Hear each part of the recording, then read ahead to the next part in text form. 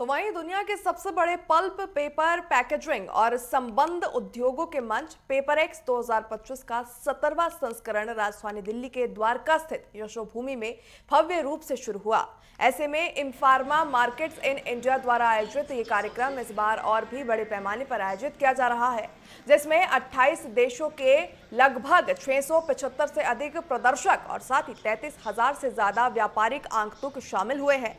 वही बताते चले कि भारत के तेजी से उभरते कागज उद्योग के लिए पेपर एक्स अब एक वैश्विक केंद्र बन चुका है।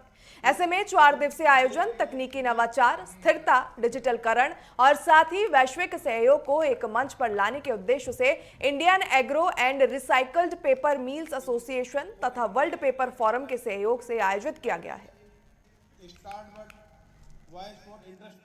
जितना करना चाहिए था उतना नहीं किया। मेन जीएसटी और कस्टम पे करना चाहिए, उसकी हम सरकार से बार-बार रिक्वेस्ट भी कर रहे हैं। पिछले दिनों हमारी मैंने फाइनेंस मिनिस्टर श्रीमती सीतारमण से मुलाकात भी हुई और बजट बजट मीटिंग भी हुई, तो अभी तक वो रिस्पॉन्स नहीं है। कुछ सेक्टर में तो उन्होंने कर दिया है, जैसे एग्रो फॉरेस्ट्री अलाउ कर दी, जो पहले हम पेड़ फॉरेस्ट से काटने पड़ते हैं, अब एज ए फार्मर ग्रो कर रहे हैं, उनसे एज ए क्रॉप खरीदते हैं, तो वुड इंडिपेंडेंसी फॉरेस्ट पर खत्म हो गई। ऐसे कुछ वर्क हुए हैं, जैसे बैम्बू हम आ, इधर तो बैम्बू होता नहीं, सब नॉर्थ ईस्ट से आता है। नॉर्थ ईस्ट से बैम्बू पे सब्सिडी दे दी लाने में, क्योंकि ट्रांसपोर्ट 10 रुपए किलो बैठ जाती थी, तो वो सपोर्ट तो मिली है, लेकिन जीएसटी और कस्टम में हमारी डिमांड चल रही है सरकार से।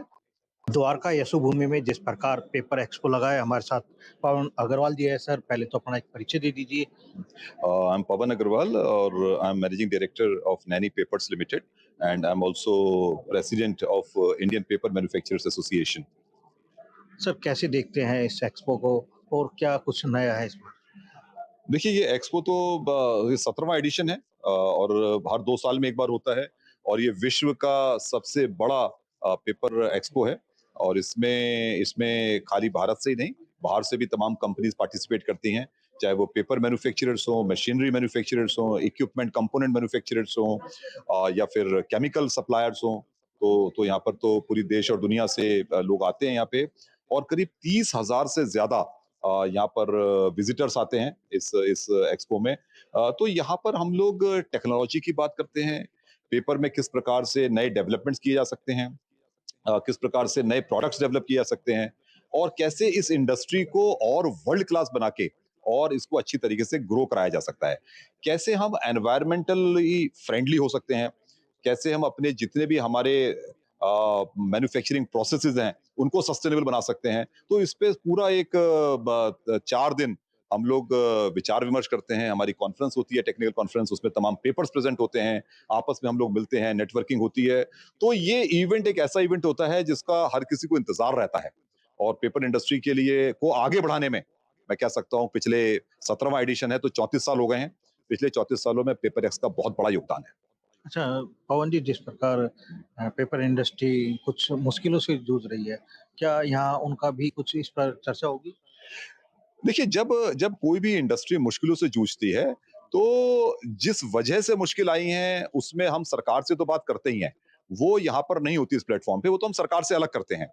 लेकिन इस प्लेटफ़ॉर्म पे हम ये चर्चा करते हैं कि हमारे सामने जो मुश्किलें हैं, उनसे हम कैसे पार पा सकते हैं? उन मुश्किलों को कैसे हम दूर कर सकते हैं? कैसे अपने आप को हम और सक्षम बना सकते हैं? हमें क्या-क्या करना चाहिए? और लोग क्या कर रहे हैं? क्या हम बेस्ट कर सकते हैं? तो ये सब यहाँ पर विचार-विमर्श होते हैं, मंत्रणा होती है, मिलते हैं। तो विचारों का आदान-प्रदान जो इन 4 दिनों में होता है, वो एक बहुत बड़ा टेक अवे होता है किसी के लिए भी अपने आप को सुधारने के लिए और ज़्यादा इम्प्रूव करने के लिए। देखिए, ये थे पवन अग्रवाल जी और जिन्होंने हमने खास बातचीत की पेपर एक्सपो के बारे में कि किस तरह देश को पेपर की आवश्यकता है और किस तरह पेपर क्वालिटी की जो ठीक की जा सकती है, उसी को लेकर यहाँ एक्सपो है और लगभग 700 से ज़्यादा स्टॉल यहाँ लगे हुए हैं। नेटवर्क 10 के लिए मनोज प्रजापति। देखिए, इस समय हम यशोभूमि में मौजूद हैं और जिस तरह द्वारका में सर पेपर का एक्सपो लगा है और तमाम तरह के कंपनियां यहाँ अपना प्रोडक्ट लेके आए हैं। योगेश जी, क्या कहेंगे इस बारे में? बताएं। हमारा 17th addition of the show है और ये बायएनुअल शो है, 2 साल में एक बार होता है। तो ये एक्चुअली 35 साल से ये शो हो रहा है और ये वर्ल्ड का सबसे बड़ा पेपर शो है। इसमें 700 से ज़्यादा कंपनीज आई हुई है 25 से ज़्यादा कंट्री से एग्जिबिटर्स आए हुए हैं ये शो में, और ये शो से आई थिंक हमारा ये end to end paper industry का शो है, फ्रॉम रॉ मटेरियल से लेके फिनिश प्रोडक्ट्स, टेक्नोलॉजीज, मशीनरी, इनमें जो लगता है केमिकल्स, वो सारा एंड टू एंड शो है। सो एक वेरी हैप्पी दैट इंडिया में ऐसा कोई शो हो रहा है जो एक पर्टिकुलर इंडस्ट्री को पूरा वर्ल्ड और डेमोन्स्ट्रेट कर रहा है। So we are happy as Informa we are putting this show in India.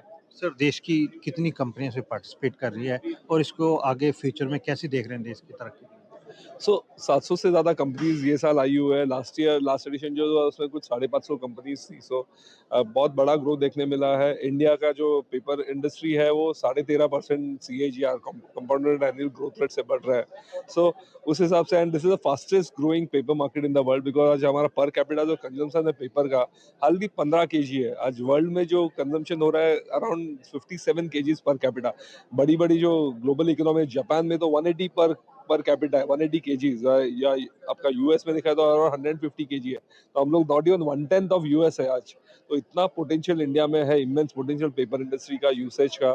So happy that this India में पेपर इंडस्ट्री का एक हब होने वाला है। We want to make it also as a export base for the world, यहाँ पे paper manufacture होके हम लोग वर्ल्ड और एक्सपोर्ट कर सकें। ये थे योगेश जी हमारे साथ। जिस तरह यशोभूमि द्वारका में पेपर एक्सपो लगा है और तमाम वो चीज़ें नई लेकर आए हैं जिससे देश और दुनिया को इसकी तरफ मोड़ा जा सके। जिस तरह भारत में पेपर के बगैर शिक्षा असंभव है, उसी को देखते हुए ये एक्सपो लगाया गया है। नेटवर्क 10 के लिए मनोज प्रजापति।